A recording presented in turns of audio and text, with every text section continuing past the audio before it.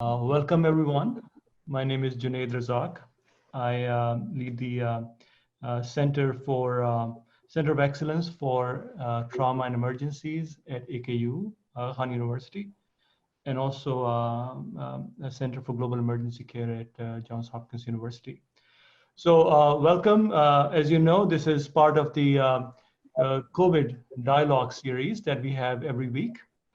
The purpose of these meetings is to not only give this one-way state-of-the-art talk, but more importantly, to engage all of you and answer questions that you have in your day-to-day management of the patients.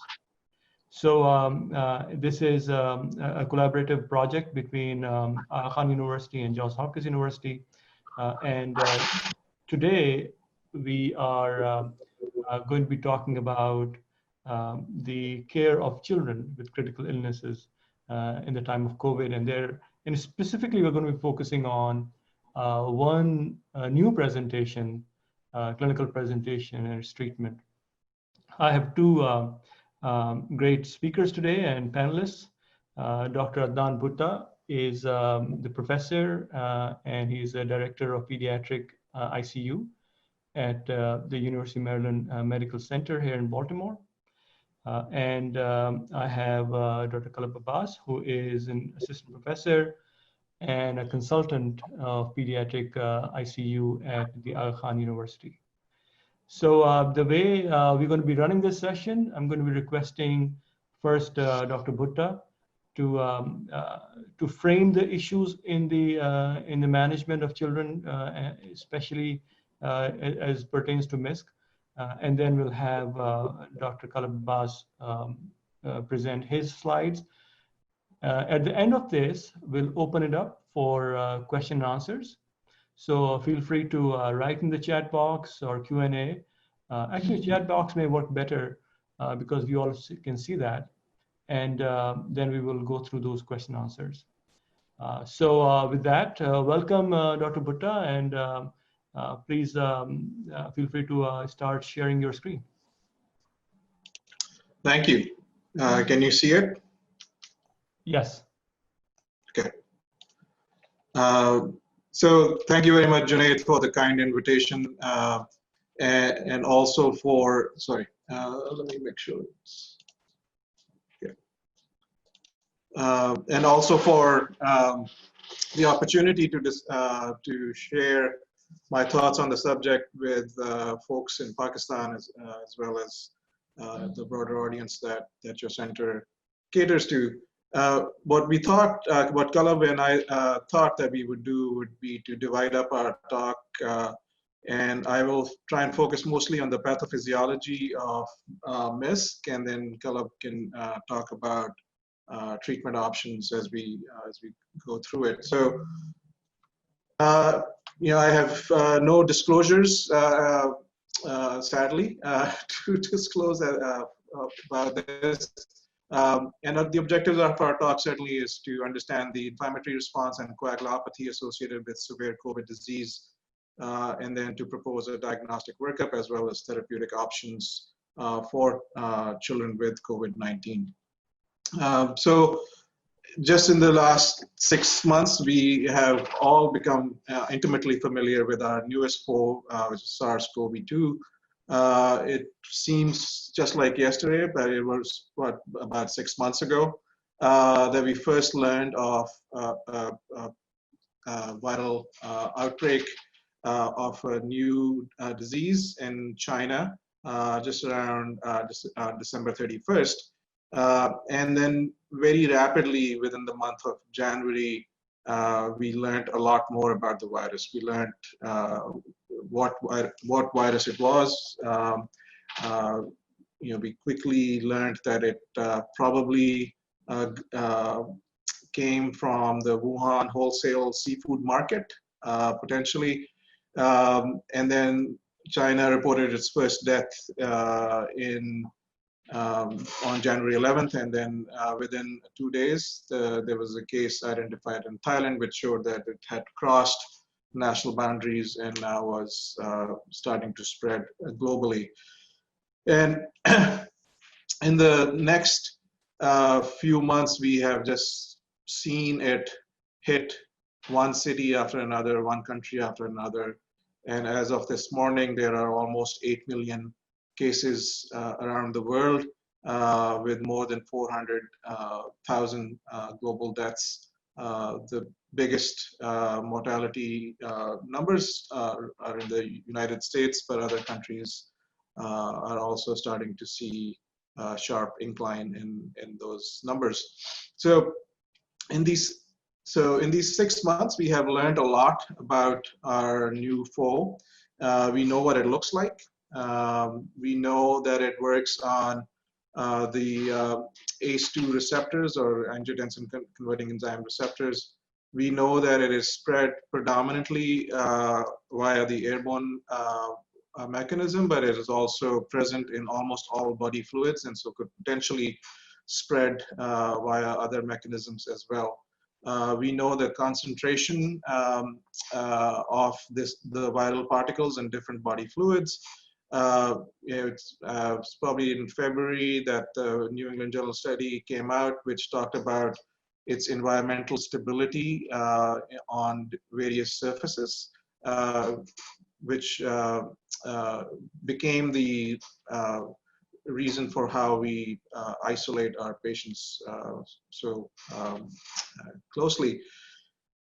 We've learned that it takes a few days to weeks for the seroconversion to happen after the exposure, and we have learned about the incubation period, as well as the various other periods for this virus. We know that the incubation period for this virus is about 5 days, with a latent period of about 3 days after exposure, and then an interval of about approximately 4 days where you are infectious.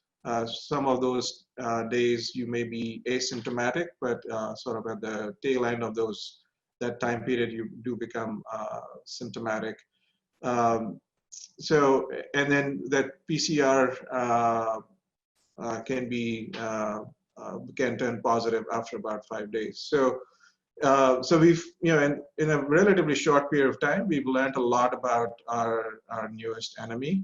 But it certainly has wreaked havoc with populations around the world. So this is just a graph that I downloaded a few weeks ago from an open source data repository, which shows the case fatality rates of the ongoing COVID-19 pandemic in different countries. So if you look at it, the case fatality rates range anywhere from less than 1% in countries like Iceland to almost 14% in Italy. And the reason for these variations can be many. You can certainly have different rates of comorbidities like cardiac disease, as well as hypertension, diabetes, diseases that we know lead to higher mortality rates in adult populations.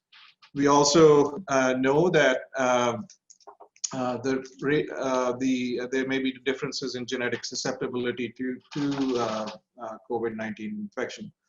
But probably the predominant reason for why the CFRs are so different is based on the availability of testing and how widely populations are being tested. So once the testing numbers became more widespread, what China has shown is that the CFR, which in this graph was around 5 to 6%, is actually closer to 1.3%.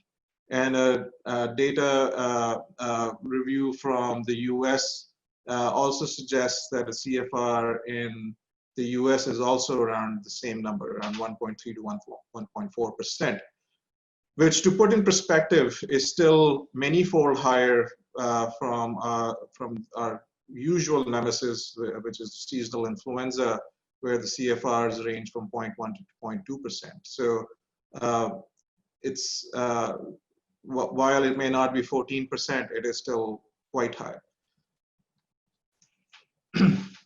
So, what we learned very early on about this infection was that it predominantly affected the senior citizens. And if you look at the CDC graph and look at the number of deaths by age group, you see that the highest number of deaths occurs in adults who are 85 and older. And there's a subsequent sort of stair step down based by age groups, every 10 years. If you look at this graph, I downloaded this data about 3 weeks ago. For children less than 5 years of age, there had been only 12 deaths reported in the United States compared to the thousands of deaths in the older age group. So it appears, or appeared initially, that children were largely spared from this disease and from the ravages of this virus.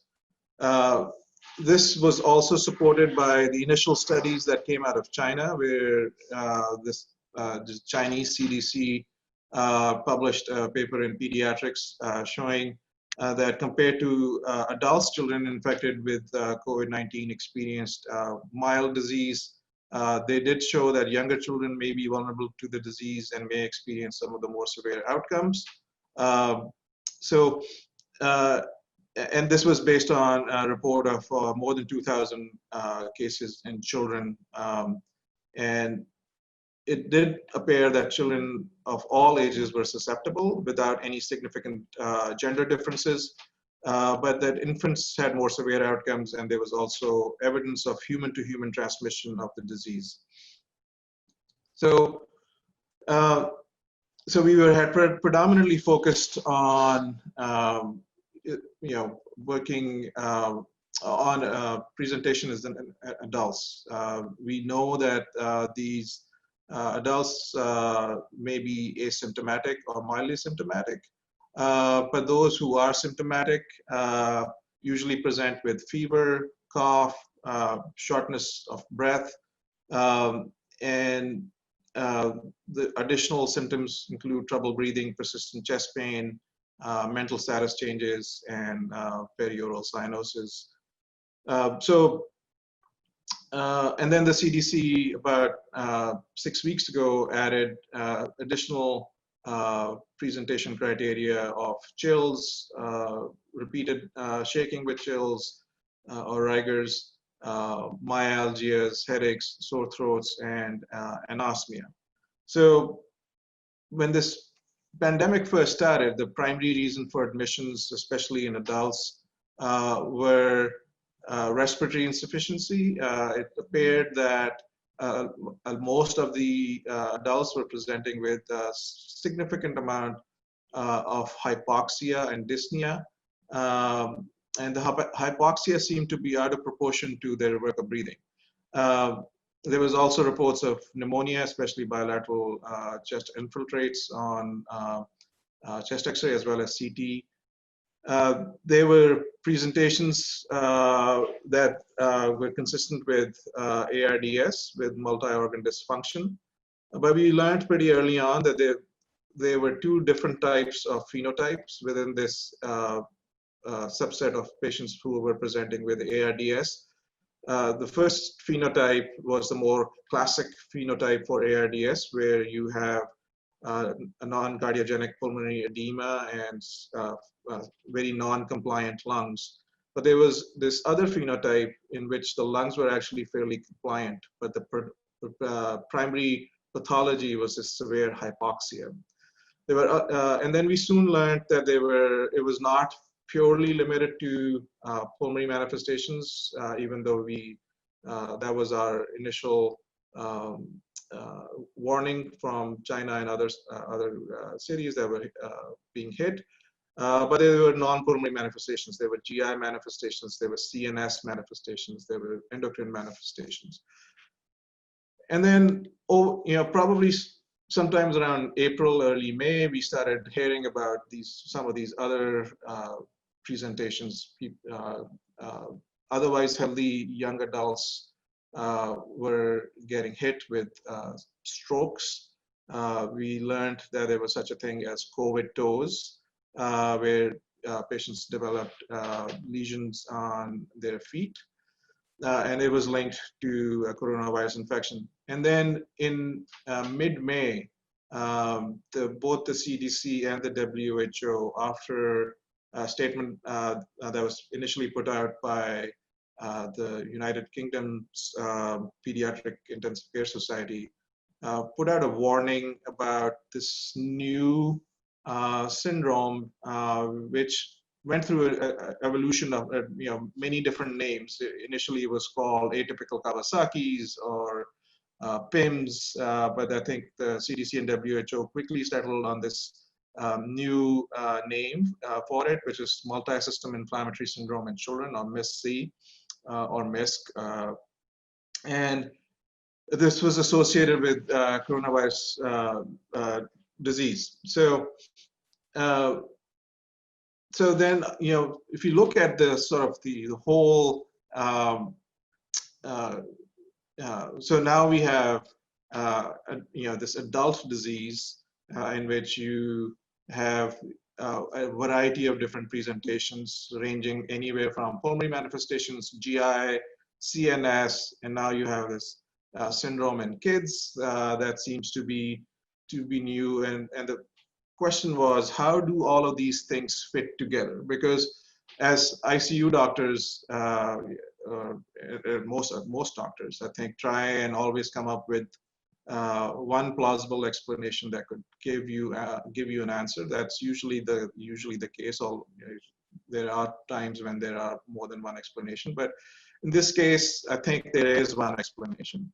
And that has to do with the pathophysiology of this infection. So I just wanted to turn your attention to a study that was published in March by Wang and colleagues. And I just wanted you to look at some of the lab features of this study. And so what they did was to take the population of patients with COVID-19 and break it down by mild, severe, and extremely ill patients, and looked at their labs. And what was evident was that the biggest thing that popped out from the complete blood count was that they were not particularly didn't have particularly high levels of WBC counts, but the lymphocytes were depleted markedly. So they had presence of lymphopenia. Hypoalbuminemia was another feature in some more severely ill patients, as well as an elevation in their lactate dehydrogenase, which we know is associated with hemolysis, right? And so, in addition, there was an elevation in D dimers in severe ill patients. The elevated D dimer was consistently found. There was also a significant elevation in procalcitonin, C-reactive protein, and serum ferritin levels were elevated in patients consistently throughout the severity of the disease spectrum. So this was all very, I thought, interesting, just showing that there was a significant amount of inflammation as well as coagulopathy that was part and parcel of this disease. So let's talk about the inflammatory markers. So lymphopenia, we know, is a marker of inflammation. We know that the lymphopenia usually happens at the same time when you have significant elevations of TNF, IL-6, and IL-10, and elevation in those cytokines is usually temporally correlated with decrease in your absolute lymphocyte counts and increased lymphocyte apoptosis. We also see that patients with COVID-19 have elevation in their inflammatory markers with elevated CRP, D dimers, and ferritin levels, and we'll get back to them in a little bit. And then the next thing is that you see in patients with COVID-19 a myriad of elevated cytokine levels. Most of the pro-inflammatory cytokines, so TNF-alpha, IL-1, IL-6 are all elevated, but there's also elevation in the anti-inflammatory cytokines such as IL-10. So this was all, we thought very interesting to note that we see this intense level of inflammation in patients with COVID-19. The intensity of the inflammatory response is such that different people have called it different things. People have called it cytokine storm. Others have called it macrophage activation syndrome. These are, in my mind, different names for the same disease process. The fundamental disease process is that you have a hugely activated inflammatory response. This phenomena is usually driven by activated monocytes and macrophages, in which ferritin seems to play a central role in inducing the positive inflammatory loop. Viral particles or host damage-associated molecular patterns cause an increase in IL-1 and IL-18, which increases ferritin production, which in turn leads to this response. The clinical constellation is marked by, in these cytokine storm, macrophage activation syndrome, or secondary HLH, or hyperferritinemic syndrome. What you see on blood is that you have elevated ferritin levels, elevated triglyceride levels, increase in ALT, leukopenia, so especially lymphopenia. You can also have anemia, thrombocytopenia, and high SCD25 levels. And if you did a bone marrow, you would probably find that you have hemophagocytosis, but we usually don't do bone marrow, so we don't know that. So I think we've shown that there's certainly high levels of inflammation, but what about, what does this elevated D-dimer mean? So what we've sort of in April, people started noticing or publishing data on this, the fact that not only there is evidence of inflammation, there's also evidence of abnormal coagulation markers in COVID-19, which included elevated fibrinogen levels and D-dimers and some change, but with mild changes or almost minimal changes in prothrombin time and partial prothrombin time, platelet counts. There were initial reports of DIC, but those really actually, most patients actually don't seem to develop DIC in this particular disease process. But certainly what was evident was a highly elevated D-dimer level, which was associated with increase in mortality. This was another adult study that came out last month, which showed that in adults, there was an almost 40% prevalence of major thrombotic complications, such as PE or strokes or deep venous thrombosis.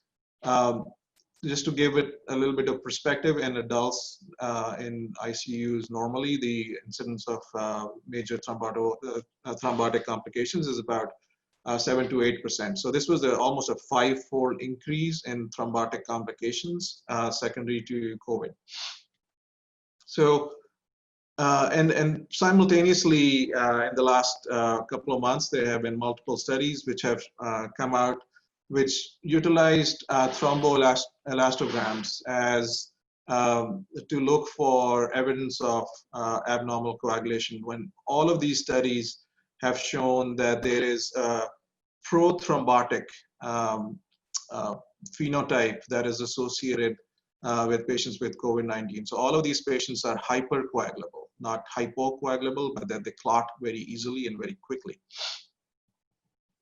So how do we explain this variety of presentations. So what we, I think, can safely say based on the data that I just reviewed is that there is a severe inflammatory response. The inflammation leads to conditions that are prothrombotic and which lead to thrombosis. And so it's the combination of not only damage to organs and tissues from the inflammation itself, but there's also this associated microvascular and macrovascular thrombosis that happens, which is, and the thrombosis is also driven by inflammation. And we know that there is significant amount of crosstalk between inflammation and coagulation. For people who just study the coagulation system in hematology labs, or for people who just study inflammation and immunology labs, sometimes those systems, these two systems are in isolation, but in the human body, they work in tandem. And we know that any reason for by which there is activation of the inflammatory cascade leads to production of tissue factor. And tissue factors plays a central role in both the inflammatory process as well as the coagulation pathways, because it then leads to activation of platelets. It also leads to activation of multiple proteins, inflammatory cytokines, as well as the coagulation proteins, which leads to a state where you have activated platelets, you have white cells sticking to endothelial cells and SMCs, and leads to the damage that we usually see. So Tang et al. Published a study in March from Wuhan, where they showed that if patients were placed on Lovenox or low molecular weight heparin at the time of admission, that patients who had elevated D dimers did more than 6-fold the upper limit of normal, actually had a significant reduction in mortality compared to non-users. So the blue bars are people who were on heparin, the red bars is people who were not started on heparin. And there was a significant reduction in mortality in patients who were started on heparin. So as a cardiac intensivist and somebody who works in our cardiac ICUs, I've had a sort of a privileged view of being able to see the interplay between inflammation and coagulation almost on a daily basis. We see, we send labs screening for inflammatory markers as well as for coagulation almost on a daily basis on children who have ventricular assist devices in place. And what we saw was that anytime there was an elevation in inflammatory markers, it led to fibrin deposition in ventricular assist devices and actually caused significant increase in the likelihood of a stroke or other thrombotic complications. So what we started doing was to start treating these patients with steroids, and what we were able to show is that steroids decreased the acute phase reactant response among children on a ventricular assist device. Just with a short course of steroids of 2 to 4 milligrams per kilo, you were able to drop the C-reactive protein as well as the fibrinogen levels markedly. But more importantly, what we showed is when we started using steroids in that fashion to try and reduce the acute phase reactant, we were able to incrementally reduce the incidence of stroke in children supported with Berlin from almost 28 to 30% incidence before we started using it to almost completely eliminating the incidence of stroke in these children. So in my mind, the MIS-C or MIS-C in children is in fact just the pediatric manifestation of the COVID-related hyperinflammation and coagulopathy that is seen in adults. Um, so it's not a separate disease process. It's the same disease process. It's just showing up in kids. And I think we are pretty good at picking these up. So just quickly go through the case definitions for MIS-C that both the CDC and WHO have put out. The CDC says that in children less than 21 years of age with fever and laboratory evidence of inflammation, and evidence of clinically severe illness requiring hospitalization with 2 or more organ system involvement with no other plausible diagnosis, and you have to have either a positive or recent SARS-CoV infection by PCR technology or by serology or antigen test, or a history of COVID exposure. So it's, these are all definitions. So WHO is very similar. The only thing that's different is the age range and the duration of fever that WHO asks should be at least 3 days. So with that, I will hand it over to Qalab and let him talk about the diagnostic and management piece. Thanks. Thank you, Dr. Bhutta. Dr. Qalab. Yeah, so let me share my slides. So thank you very much, Dr. Bhutta. So I'll just take a few minutes and will focus on the essential management steps of MIS-C. So we'll start with the critical illness caused by COVID-19, and so how do we manage the airway and the respiratory support? So initially there were some confusions, and people used to think that we should avoid the aerosol generating procedures, and we should not provide high flow nasal cannula or CPAP to even in adult patients. But as we are progressing with this pandemic and we are learning more and more, there is data which I'll show you in the next slide that in fact that some of these procedures are not so much aerosol generating procedures, and it is always a good idea to provide them with non-invasive support, which is widely available as compared to the invasive mechanical ventilation. And the initial very high mortality reported in adult literature of patients who underwent mechanical ventilation was probably because we didn't understand the disease process, and we intubated every patient who showed up with hypoxia or respiratory distress. So initial thing is that we have to target a saturation of greater than 92%, provide them oxygen lungs or face mask, and if the condition deteriorates or there is increased workup breathing or the patients are progressing towards acute respiratory insufficiency, then we can provide them with high flow nasal cannula or CPAP. And bubble CPAP is a device which can be easily custom made in any setting irrespective of the resources. Then comes intubation. There are few changes in intubation practices in COVID-19 patients. It should be done in a negative pressure room, and all the providers who are involved in the care of that particular patient should have full personal protective equipment on for their own protection. This is mandatory without any compromise.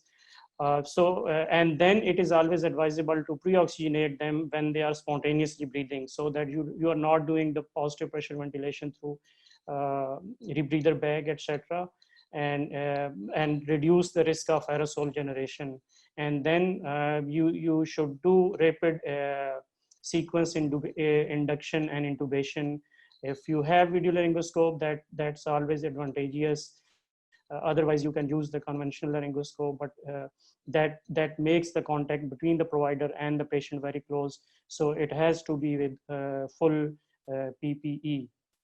So if you just look at this slide, this is published from China, and what they did is that they simulated the patients on high flow nasal cannula as well as on CPAP and BiPAP with very high flow of oxygen up to 30 liters. And they measured the aerosol generation around the patient. And as you can see that the aerosol generation between different patients and different flows of oxygen weren't that different. So when you think that your patient is being hypoxic and it needs requirement, straight away go on the non-invasive ventilation while you prepare for the negative pressure rooms where you can intubate these children. So I won't touch the ventilation in very much detail because as of now, as Dr. Bhutta pointed out, that we haven't seen so much of ARDS in kids with COVID-19. So and even if we have kids with COVID-19, we just have to remember the basic principle of ventilation. So we would focus more on the MIS-C. We have already covered the definition. It is basically fever of more than 3 days with shock, myocardial dysfunction, coagulopathy, and GI problems, along with evidence of inflammation and some evidence of COVID-19 infection. But important thing from LMIC perspective is that you have to rule out the other causes of inflammation like bacterial sepsis, like toxic shock syndrome, etc. So this is very important to differentiate MIS between, from the other condition which we used to see before this pandemic. We have discussed the investigations. We need to do CBC, which is essential, which usually gives us a picture of lymphopenia. We need to do either COVID serology, and if a kid presents to us later on, then there might be a possibility then that antibodies might be positive in those cases. Then the markers of cytokine storm like CRP, D-dimers, ferritin level, in some patients, as we'll discuss later on, have been found to have specific cardiac dysfunction, and this cardiac dysfunction is revealed in the laboratory by elevated pro-BNP or TROP-T, as well as dysfunction through echocardiography. Echocardiography has also become important because there are some data that shows that they have found coronary dilation at the presentation as well as even at discharge. And then other blood chemistry and electrolytes. So understanding the spectrum or pattern of MIS-C is very important. They can present with classical or atypical Kawasaki disease that can be with shock or without shock. They can present with toxic shock syndrome. They can present with myocarditis-like picture like congestive cardiac failure with cardiogenic shock. It can be fulminant, it can be subacute, and they can have only hyperinflammation without any shock. So this is the broad classification of how they present. And then we have to see that where does our patient fit into this picture, and then that management becomes very easy. So we can also divide the severity of this MIS-C into mild, moderate, severe, and this basically is decided based on the organ dysfunction and the support which is required. Like in mild cases, there won't be any vasoactive requirement, minimal or no respiratory support, and there will be minimal organ damage, like organ, it can be heart, it can be kidneys, it can be liver. In moderate cases, the usual vasoactive inotropic requirement is there with a total score less than 10. With significant supplemental oxygen requirement, and there might be mild or isolated single organ dysfunction or injury. And in severe cases, the vasoactive inotropic score goes above 10. The requirement may vary for respiratory support, may vary from invasive or non-invasive, but it is usually more than the normal oxygen. And then there is severe organ dysfunction along with moderate to severe ventricular dysfunction. So if we talk about those four spectrum, in Kawasaki or atypical Kawasaki, if the criteria is meeting, and the criteria is usual by the American Heart Association, we prescribe 2 grams per kilo intravenous immunoglobulins. We start them with high dose aspirin, and in resistance cases, we can prescribe anakinra. And the important thing in these patients is follow up plus with the cardiologist as well as echocardiography. Then KD, atypical without shock, with shock requires additional support of inotropes and respiratory support along with the IVIG and high dose aspirin. If they present with myocarditis or cardiogenic shock, then inotrope is the main basic requirement along with the respiratory support, and respiratory support again can be invasive or non-invasive. Then there is recommendation that you can use, if they are fulfilling the MIS criteria, then you can use intravenous immunoglobulin. You can prescribe them methylprednisone, and the dose varies from the severity. If this is mild disease, you can start with the usual asthma dose of steroids. And if this is moderate, you can go on to 10 to 20 mils or low pulse dose. And if the disease is very severe, then it can be pulse dose of methylpred, and then enoxaparin and aspirin as required. And if this is more of a toxic shock like picture, then antibiotics would obviously be needed before we figure out whether this is bacterial or MIS-related toxic shock, with inotropes and respiratory support and exclusion of other causes. And then the role of steroid from shock as well as from MIS point of view is always there. The other management steps include, if this is hyperinflammation without shock or myocardial injury, then usually steroids and anticoagulation suffice. The other options which are still being studied in adults as well as in pediatric literature, and we'll see in a couple of studies in the next couple of slides, is remdesivir, which is an antiviral, a nucleoside analog, a monoclonal antibody against IL-6, that is tocilizumab, then convalescent plasma or plasmapheresis. And in certain cases, if there's severe ventricular dysfunction or myocarditis, then ECMO is one option which people have used in the developed world.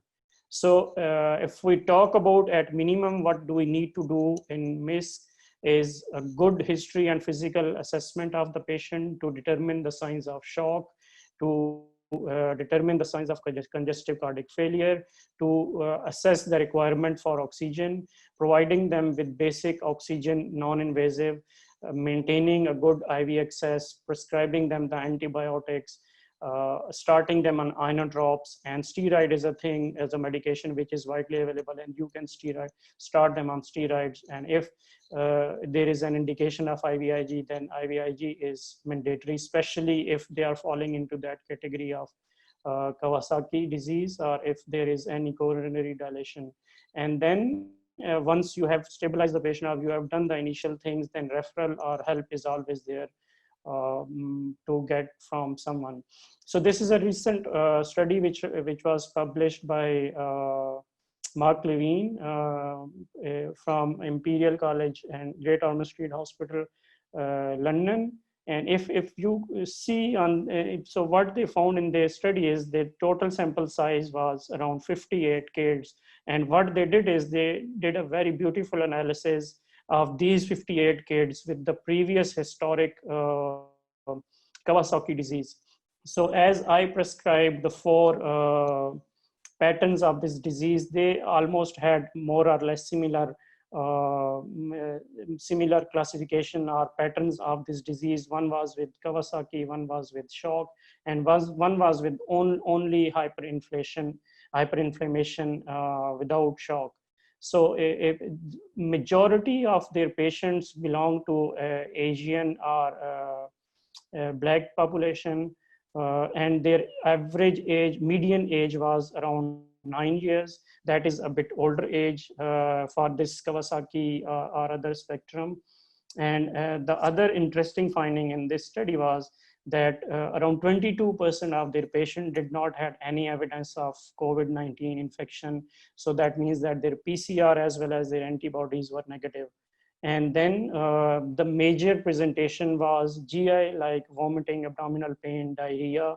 Around 50% of the patient had rash, and around 50% patient were presented in shock. And if you see that 70% of their patient required intravenous immunoglobulins, and around 64 patients were prescribed corticosteroid. Another important thing is that 15% of their patients had coronary artery aneurysm, and luckily there was only one patient who succumbed to this manifestations and could not be survived. This is another study from the PICU from Europe as well as from North American hospital, and you can see that majority of their patients required some kind of respiratory support. Almost 50% requiring invasive mechanical ventilation due to respiratory or cardiac causes. 50% required inotropic support, and they were prescribed a myriad of medication, including antibiotics, remdesivir, other antivirals, steroids, as well as tocilizumab and hydroxychloroquine. And interestingly, 50% of their patients had ARDS, out of which 3 had severe, 2 had mild, and 1 had moderate. 25% had myocarditis, 18% had cardiac arrest, and 18% had acute kidney injury. So although this was a very limited case series. And they also had only 1 patient who died, and the average length of stay was, hospital length of stay was around 13 days. So I'll just summarize that how AKU, PICU has responded to this COVID-19 pandemic, especially for children. So we had 12-bedded PICU where we only had 2 negative pressures room. So what we did with the help of leadership was that we added 3 more negative pressure room in the COVID unit dedicated for these kids. We were using telemetry before, but the importance and the need became more, and this came to our help in this tiring time.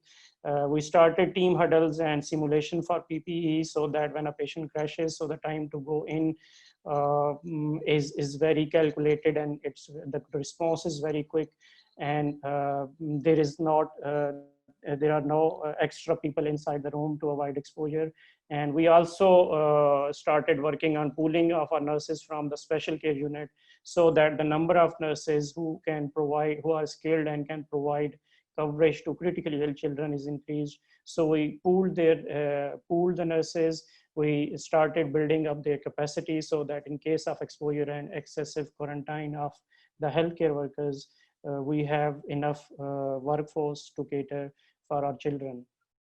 So this is a local data which we have gathered from Karachi on MIS. This is not only AKU. We have seen around 5 patients, but this is also from other hospitals like National Institute of Child Health, National Institute of Cardiovascular Diseases, Civil Hospital, as well as Indus Hospital. So this data is around 10 days back. So after that, we have seen around 5-6 more patients. So if we see that there were 14 patients with a median age of 6 years, and 65% were male, 92% had fever, while 8% did not have a history of fever, and GI symptoms were present in 35%, while shock was present in 63%.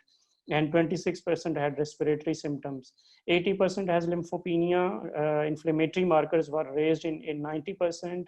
COVID PCR was positive in only 35%. And since we started collecting data, we did not have the antibody testing available, so we could not test. Was only done in 2, and that came out to be negative. Echo findings showed decreased ejection fraction in 64% of the patients, and IVIG was given in 28%, while steroids were prescribed in 100% of the patients.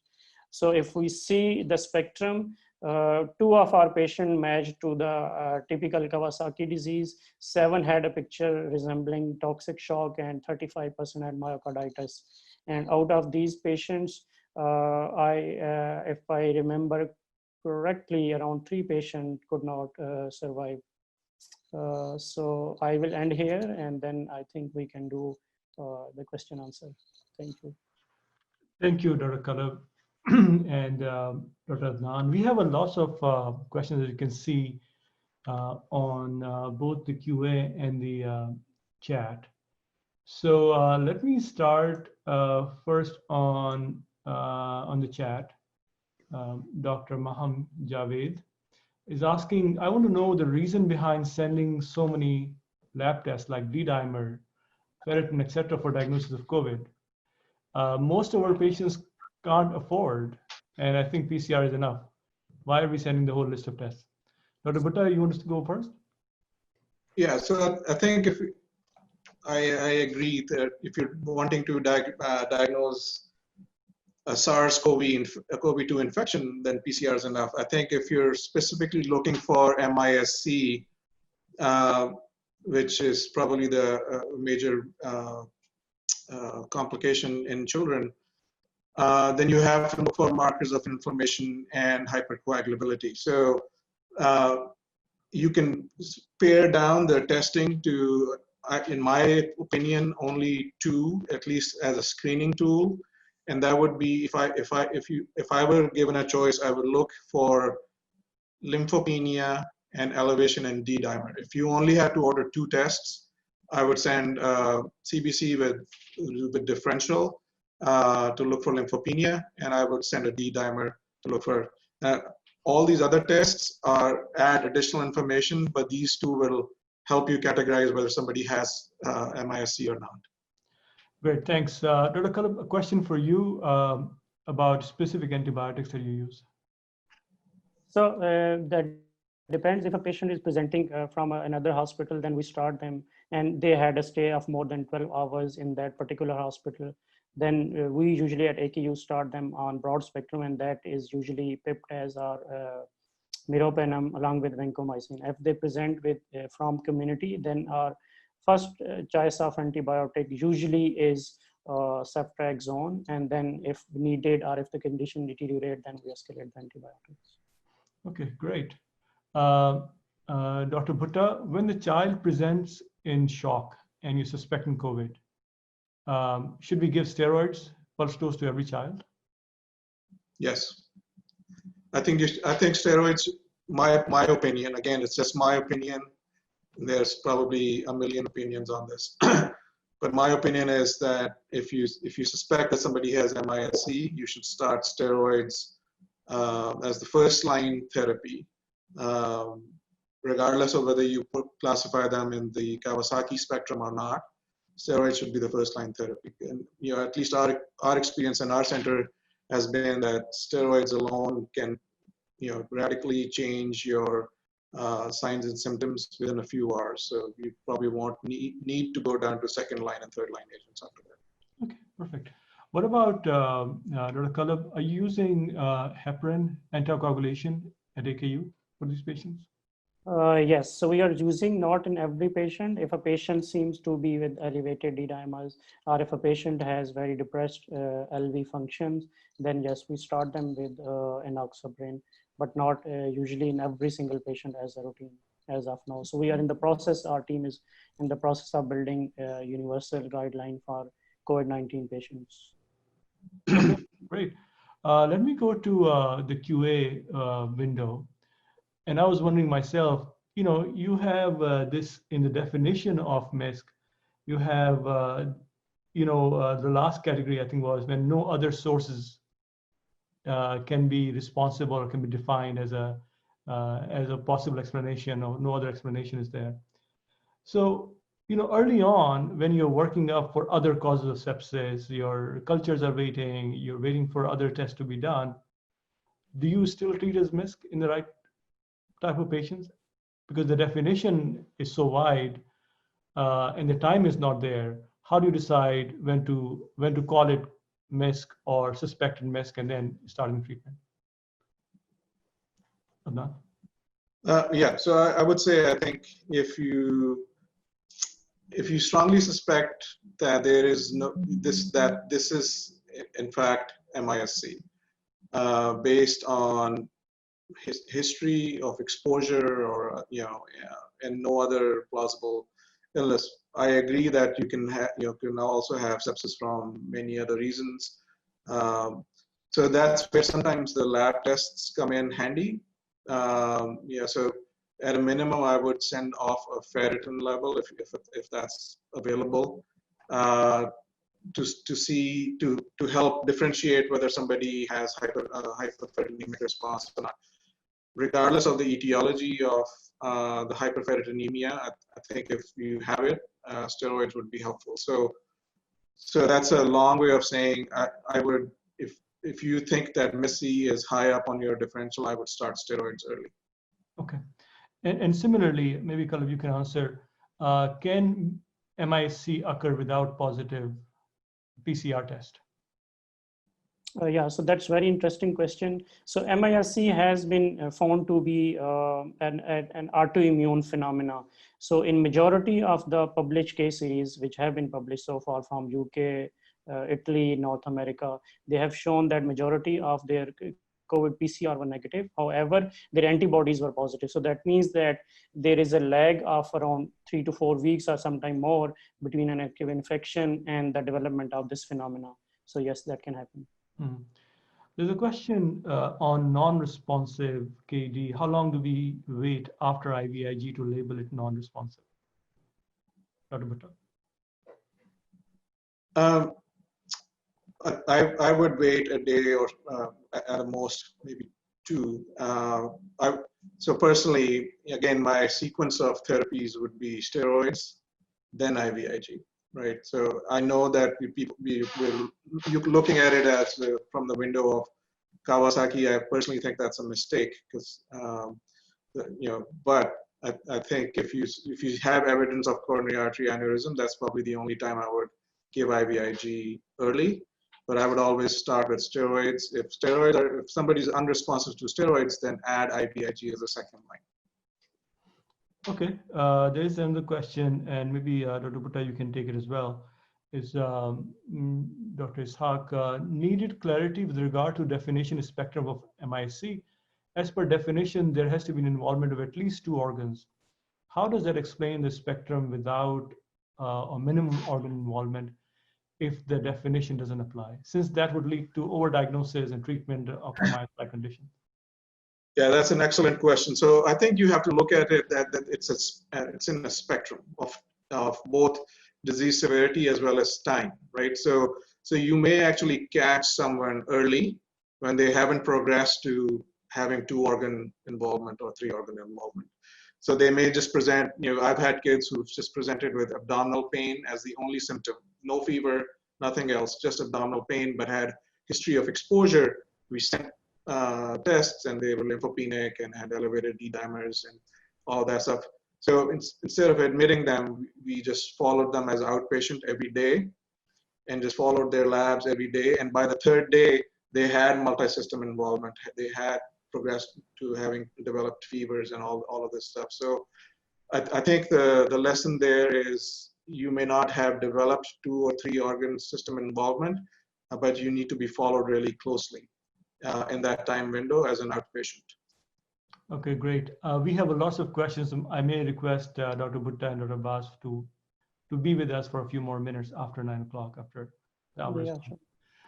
One of the questions is, what % of children with MIS-C have prominent neurological dysfunction?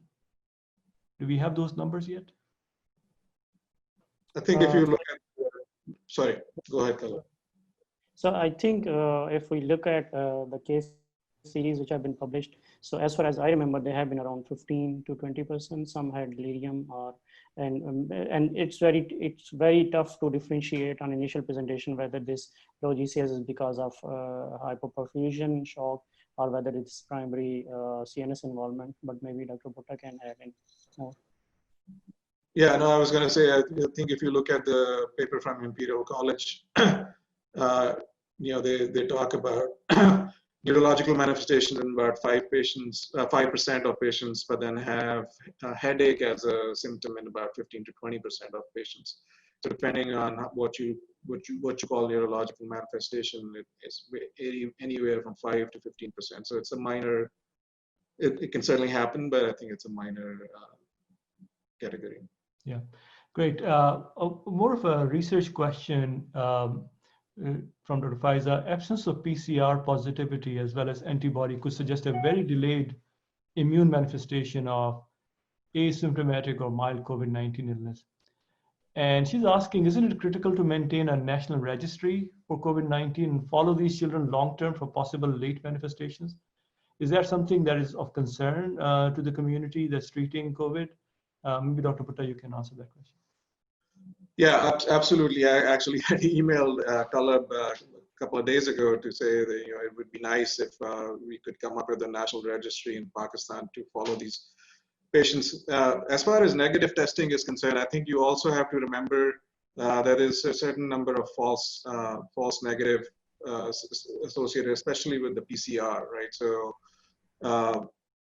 we certainly see that being false negative at the rate of 20 to 30%. So I wouldn't label somebody negative just based on one PCR. I would maybe, if somebody is negative once, but you strongly suspect it, repeat the PCR once again, or at least, or maybe twice again, just to be sure. Most of the patients that we've seen, at least, we've had about 10 to 12 patients at our center. Most of them have been PCR positive. There's only been a couple that were PCR negative but were picked up on serology, but on serology, they had IgM positivity. So they were all relatively acute in their illness. Wow, great. Another question, Dr. Bhutta, is there a specific algorithmic approach to giving IVIG in your center? Yeah, so that's what I said. So I think if we give steroids and you don't see a response within 24 to 48 hours, then the second step is to give IVIG, 2 grams per kilo. That would be second line. And then we've given that in about 2 or 3 of our kids. So most of our kids have responded to steroids. We've added IVIG in 2 or 3 of our kids. We've not had to give anakinra or tocilizumab in any of our kids because they've all recovered either with steroids plus minus IVIG. Great. And a question for both of you is about treating patients with oncological patients who are already on chemotherapy, immunocompromised, role of steroids, or any other change in management that you will do. Maybe I'll start with Dr. Abbas first and then Dr. Bhutta. Yeah, so that's very interesting questions. And in fact, we have been seeing in Karachi that different patients at different stages of disease, some with new diagnosis, some with at induction, some at consolidation, have been presenting with this COVID positive sometimes, and sometimes they are not COVID positive, sometimes falling into this criteria of MIS-C. So I think the basic remains the basic, that we have to assess the need for the respiratory support, we have to assess the need for their organ support. And my thought is that we can always give them steroids, and as well as assess the need for anticoagulation. And then if their organ injury increases, then maybe IVIG, but initially to begin with, it's steroids and anticoagulation. But we are still learning it, and maybe we'll have more answers in the next few weeks. Yeah, I would say I haven't thankfully had a kid with an underlying immunocompromise who has come in with MIS-C. But my general thought would be, unless there's a specific contraindication to doing steroids, if you're early in the disease process and you're still trying to come up with a diagnosis, would be one. Unless there's a contraindication to doing steroids, I would start with steroids. I agree with Qalab. I think the anticoagulation is also a critical piece. So, I just don't want people to get away from this talk and thinking all you need to do is steroids plus minus IVIG. The low molecular weight heparin plus minus aspirin are equally important. While certainly I think somebody's D dimer is more than 6 times the upper limit of normal, that certainly is an indication to start low molecular weight heparin for at least 2 to 4 weeks. I would also look at the trend. So if your D dimer is trending in the wrong direction, it's trending up. It went from 3 times upper limit to 4 or 5 times upper limit, I would start Lovenox, then not wait for it to hit the 6 times upper limit of normal. And I would at the same time start aspirin, because we know that clots contain both fibrin and platelets, and you want to hit both of those things. So I would send these patients home on Lovenox and aspirin for at least 2 to 4 weeks. If you've diagnosed them with MIS, they don't need to go home with steroids. I think a 5 to 7 day course of steroids seems to work. It doesn't need to be any longer than that. I would sort of look at them, monitor them post you stopping the steroids, make sure there's not a big bounce back up in the numbers, but as long as there's no bounce back, you can send them home off steroids, but just on Lovenox and aspirin. Okay, a more general question. I don't know if you have any experience with that. A mother is COVID positive. Should we be testing for the newborn, or should we assume it is positive? And even if it's positive, what difference does it make? So testing a newborn with a positive mother. You want to start, Dr. Abbas, and then? Yeah, so I think we need to understand that why do we need to test the newborn? Because WHO says that even mother is positive, you will room in the baby with the mother if she's stable, and you will start the breastfeeding. So I know about AKU that AKU is not testing newborns born to mothers except when they become symptomatic, and the symptoms again include GI symptoms or respiratory symptoms or simple fever.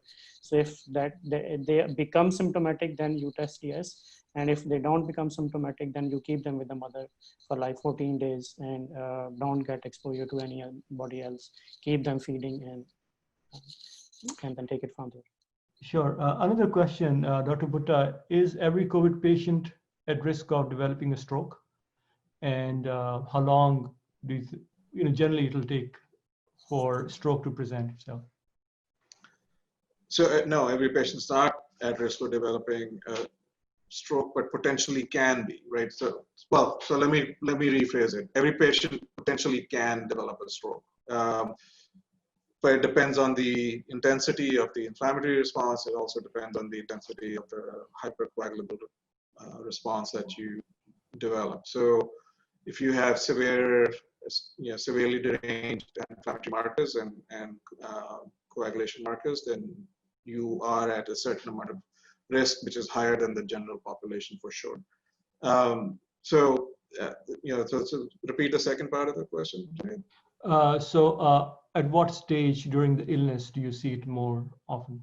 Yeah, thankfully the disease course of COVID-19 is relatively short, right? So it lasts for about a couple of weeks at the most. So you're probably at the highest amount of risk in the middle of that time period, where you start with symptoms and then your symptoms may last for a couple of weeks after that. So in the middle of that time period is probably where you're at your highest risk, but yeah. And there's a question about, so we give steroid pulse and we say, well, look for improvement. And Dr. Abdurrahim is asking, what is meant by this improvement? Is it clinical improvement or lab improvement? What's been your experience? So it's both. Yeah, exactly. It's both. Okay. So what we've seen is rapid improvement in both. Yeah, so patients who have respiratory problems, renal dysfunction, CNS dysfunction, all of those symptoms resolve within a relatively short amount of time. So they don't necessarily completely come off oxygen, but their respiratory rate starts to improve, their respiratory status starts to improve, their renal, their creatinine starts to come down, their confusion, mental status changes start to get better. So you'll see a clinical response, and you'll also see a lab response, which may lag behind the clinical response, but you'll certainly see both of those. Great. Dr. Qalab, have you had any delayed, like more than 8 weeks post-COVID presentation of children with thrombotic disorders? Or you don't really that experience yet? Yeah, because we are seeing our peak right now. So probably in coming days we might see, but as of now we haven't. And Dr. Bhutta, have you seen children with encephalitis or meningitis with COVID? We've seen children with mental status changes resembling that of encephalitis. We've not LP'd them to prove that because we were pretty confident that they had MIS-C, and we started them on steroids, and their mental status improved just with the steroids. So, you know, I think if we had done an LP, we probably would have seen some evidence of inflammation there as well, but we didn't do it. Is Dr. Bhutta, is CRP enough in the, again, limited resources, and you are trying to limit the number of tests you want to do? Somebody's asking, is CRP enough to make a diagnosis, high CRP?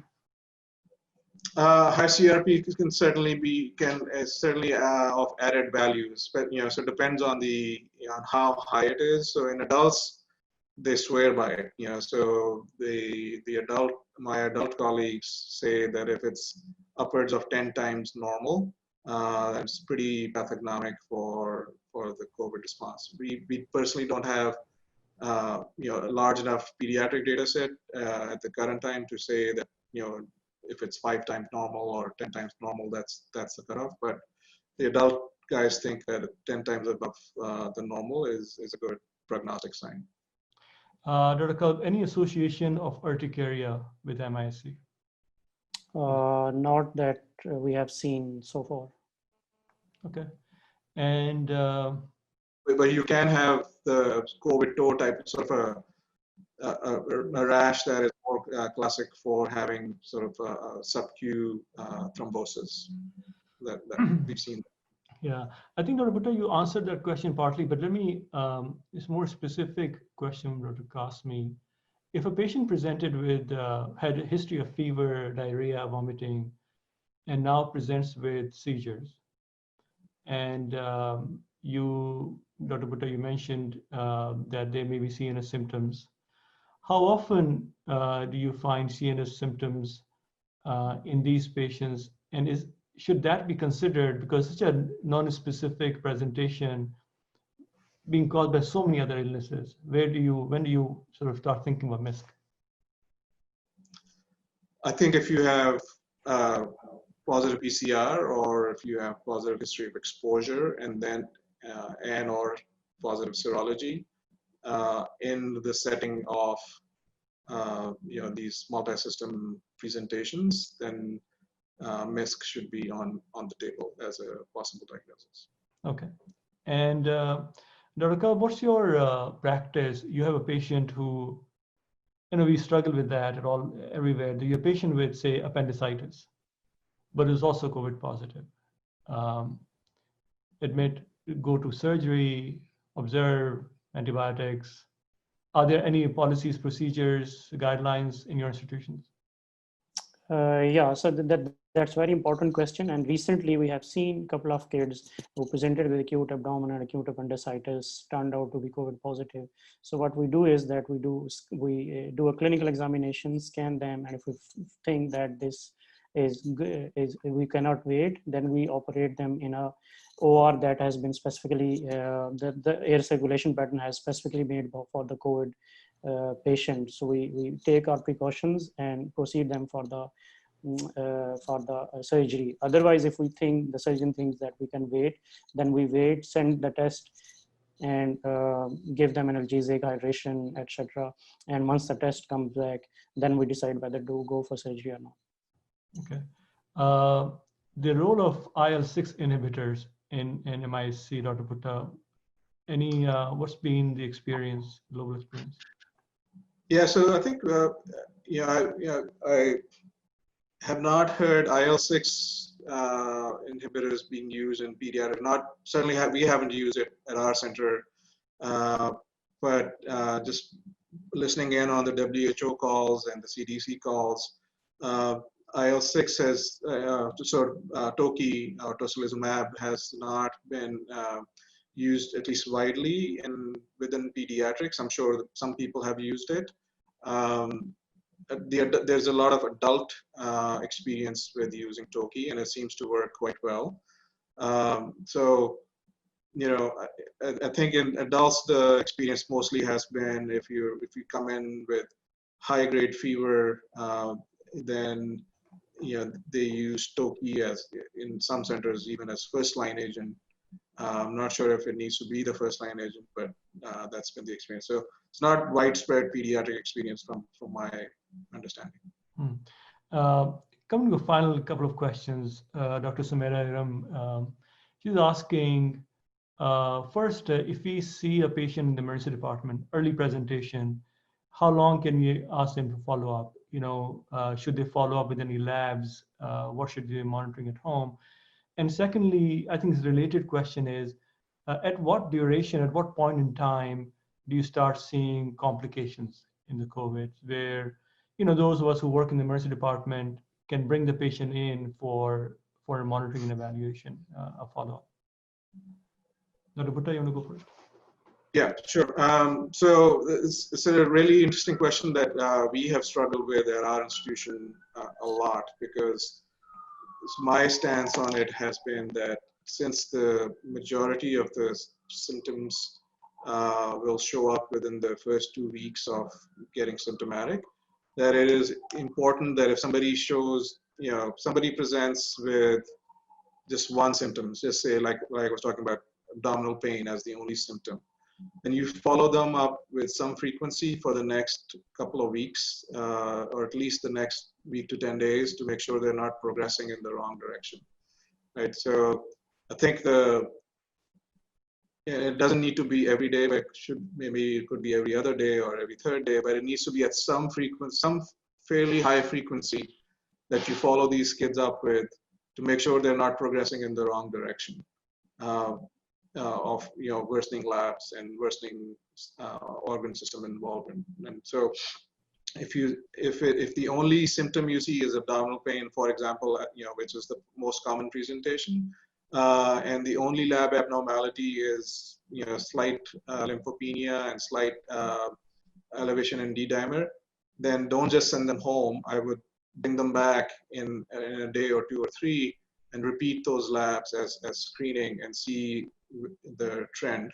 And if the trend keeps worsening, then you may need to admit them. I think there's so much that we don't know about this whole disease process that it's better to be cautious and do more rather than write it off and do less.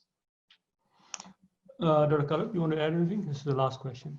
Yeah, so I agree with Dr. Adnan that because we are learning every single day, and there have been more reports coming every other day from kids who are suffering from this manifestation. So I think doing more and just keeping our eye open to look for this specific thing, even if the COVID turns out to be negative. So repeated examination in low cost setting, and couple of labs like getting their CBC done every other day or every third day, getting a D-dimer and a CRP maybe. So if we can get 2-3 of these labs, we can get a good hold, and then we can counsel the parents regarding what to look for if we are sending these kids at home with a quick follow-up, maybe on phone or WhatsApp or etc. Great. Well, thank you both. This is the longest ever session I have run. I usually break it at an hour, but as you can see, I think we tried to answer most of the questions. So thank you, Adnan, thank you, Qalab, for taking your time, giving us your time. And thank you all for getting engaged and being engaged and asking all these questions. Next session is going to be on use of telemedicine in COVID. As you know, things have exploded on telemedicine. AKU, I know using it. Many people in the US are using it. ICU folks have been using it for a while. So we're going to have somebody from Jefferson University in Philadelphia. They're doing a lot of work on this to discuss it with one of the panelists from Pakistan. So stay tuned. Thank you again, and see you next week. Thank you. Thank you. Thank Bye-bye. you. Bye-bye.